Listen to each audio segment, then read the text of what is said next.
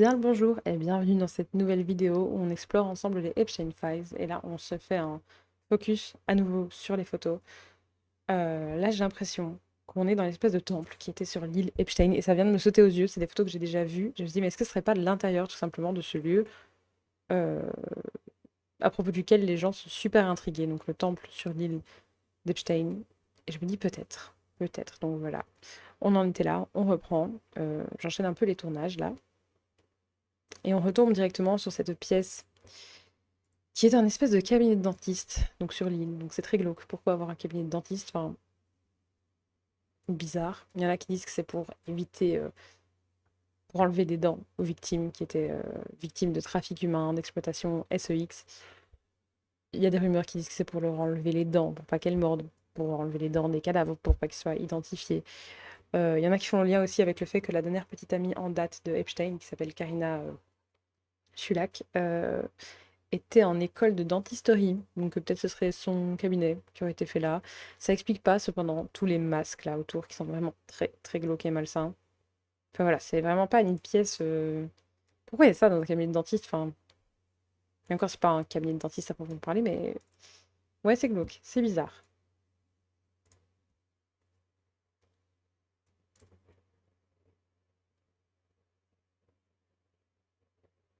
Là on a aussi des tonnes de documents à chaque fois qui sont photographiés, qui sont pas forcément toujours lisibles, qui restent aussi pas mal censurés. Et donc là c'est le département de justice de Lille où se trouve Little St. James. Ah, Virgin Islands Sexual Offender Registry. Donc, il était déjà enregistré comme délinquant SEX. Et voilà.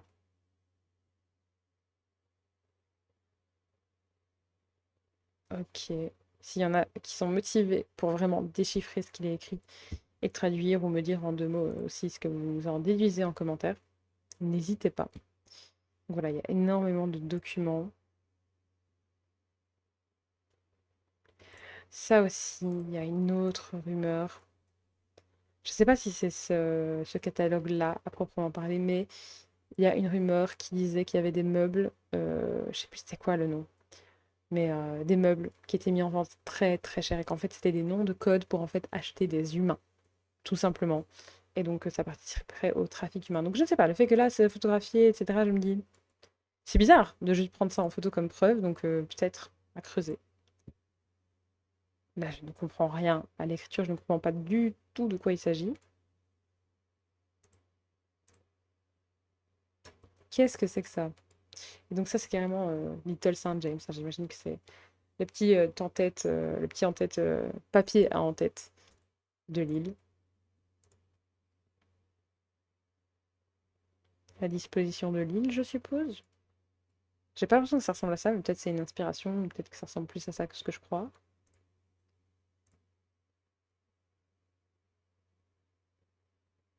Basilia Morales, Saint Thomas.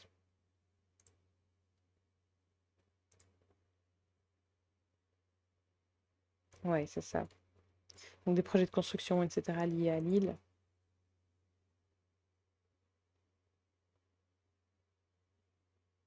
C'est quoi ça? Je ne sais pas ce que c'est. Si l'un de vous a la réponse et c'est ce qu'est cet appareil, n'hésitez pas. Là encore des vêtements, des trucs de police, quoi. J'imagine que c'est pas des vrais. Qu'est-ce que ça fait là? Un couteau, vraiment, c'est glauque. Pourquoi c'est emballé? Est-ce que c'est les enquêteurs qui ont emballé tout? Est-ce que c'était déjà emballé? Mais qu'est-ce que c'est que ça? Et ça, c'est un espèce de livre qui est fait de découpage. Et là, Once upon a time, there was a clueless little girl. Donc il était une fois une jeune fille, comment traduire clueless? Innocente. Et je crois que c'est une des victimes qui a fait ce collage et qui raconte une histoire. Et ça me fait penser à un autre livre, ou c'est peut-être le même, je ne sais pas, parce que j'ai jamais eu accès à ce livre, en tout cas en entier ou de manière suivie, j'ai toujours lu des extraits, mais une victime qui raconte en fait qu'elle était prisonnière, en fait, tout simplement, et qu'elle servait d'incubateur à bébé, c'est fou. Et elle parlait de Ghislaine Maxwell, qui était méchante avec elle, parfois gentille. Voilà, c'est vraiment glauque, mais ça existe des extraits, donc de ce que je viens de dire. Donc vraiment dans quel contexte? Parce qu'on peut beaucoup extrapoler aussi, mais il y a quand même des choses vraiment bizarres à ce sujet-là aussi. Donc ça me fait penser à ça. Je sais pas ce que c'est.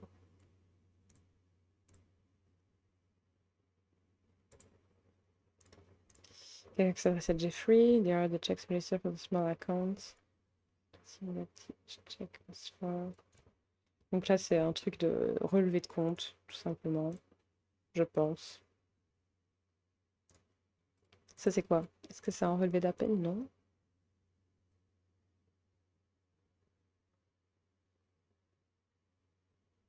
Donc ça, c'est des paiements, j'imagine, hein, des versements. Donc on a les noms des personnes qui ont bénéficié des versements, je suppose. Je sais pas. Ou c'est peut-être là, je ne sais pas, je ne comprends pas du tout.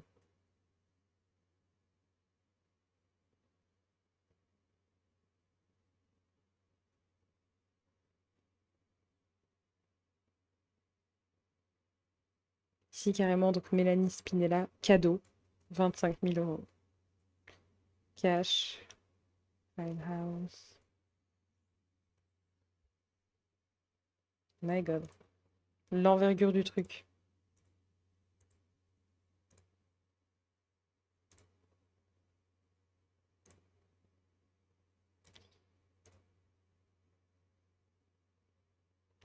Et là, voilà, on a encore des photos de jeunes femmes, de jeunes filles, même certainement, voilà, qui sont comme en pyjama, tout ensemble, comme ça, c'est très posé. Enfin, on se doute que c'est très bizarre ce qu'il y a derrière, évidemment.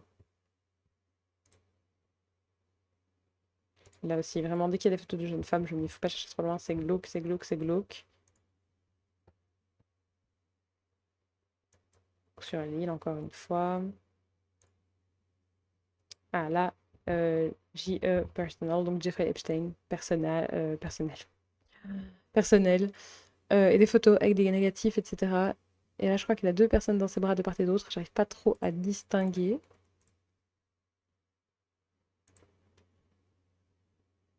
Est-ce que c'est des petites personnes? Je sais pas.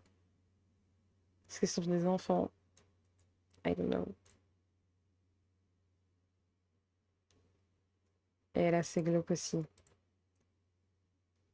Parce que c'est trop les pages, on dirait, de romans, de contes un peu enchanteurs comme ça, avec cet art-là. Et en même temps, je me dis, c'est pas un enfant qui écrit aussi bien. Donc, Dear Jeffrey, I hope you had a wonderful holiday season. Donc, cher Jeffrey, j'espère que tu as passé une bonne période de vacances. J'ai reçu le collier que tu m'as envoyé. C'est magnifique, merci beaucoup. Noël s'est bien passé avec ma famille, ma sœur et moi avons passé Noël en Arizona.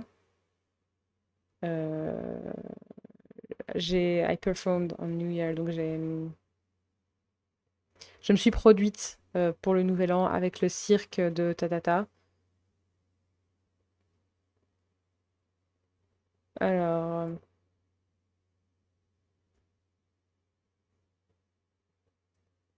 donc c'est quelqu'un qui remercie Jeffrey de son aide en fait. Elle parle d'aventure dans les Virgin Islands, donc là où il y a Little St. James, de Palm Beach, Las Vegas et le Nouveau-Mexique, donc là où il y a le ranch, je pense, le Zorro Ranch. Ça a fait de cette année une année exceptionnelle. Ma sœur s'est bien amusée à Las Vegas et au Nouveau-Mexique. Et aussi quand tu l'as rapatriée à New York pour qu'elle me visite pour le week-end. En gros, elle parle du fait qu'il l'a autorisée à rester dans son appartement à Manhattan, ce qui lui a facilité la vie et lui a causé moins de stress. Que c'était très chouette d'avoir son propre espace où elle pouvait être calme et dessiner sans parler à personne ou ni se soucier de d'être envahissant en restant chez de la famille ou d'autres amis. Que c'était aussi très gentil à Jeffrey Epstein, donc ça lui, hein, mais que c'était très gentil à lui d'aider son amie Alexandra, que voir sa mère à LA, j'imagine, Los Angeles, était merveilleux. Euh, bon, voilà, voilà, elle la remercie beaucoup, blablabla. Bla, bla, bla. Bref, voilà. C'était pas utile de tout lire finalement, mais je me suis dit, on sait jamais. Je crois qu'il y en a d'autres ou c'est la même.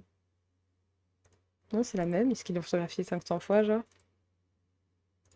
Je suppose que oui. Jeffrey Epstein, c'est son adresse. C'est encore la même, je suppose. Oui. Ah, bah, évidemment, là, elle est plus lisible. C'est qui signe? Ah, c'est un mec. Je disais elle, j'ai l'impression que c'était une femme qui s'exprimait, mais non. Sir quelque chose, je suppose. Ok. Ça aussi, ça c'est... Ah, mais ils sont trois. Donc ouais, il y a Epstein, Maxwell et on ne sait qui au milieu, qui est en sandwich, littéralement. Et ça, c'est un carnet mais décidément, il y avait beaucoup de carnets en mode album photo, collage, etc. En même temps, ça se faisait peut-être plus à l'époque, mais quand même. Donc quelqu'un qui parle de... J'avais déjà vu passer. Bon, je vais vous passer les images comme ça, si vous voulez mettre pause et lire, vous pouvez le faire aussi. Mais c'est quelqu'un en fait qui a passé des vacances quelque part, je crois, grâce à Jeffrey Epstein, et qui a fait un espèce de carnet qui raconte un peu les vacances avec diverses photos. Donc voilà, je suis allée dans des safaris où tu peux marcher quelques fois, c'était très intéressant. Donc c'est quelqu'un qui fait son petit journal de vacances en fait et qui l'envoie, enfin qui le donne à Epstein. Voilà, je vous l'ouvre si jamais vraiment vous voulez mettre pause et lire. Je me dis, je vais pas me réattarder là-dessus parce que c'est des choses que j'ai déjà vues. Et sur ce, on va se laisser pour cette vidéo. Merci beaucoup d'être resté jusqu'au bout et à très très vite pour une prochaine vidéo.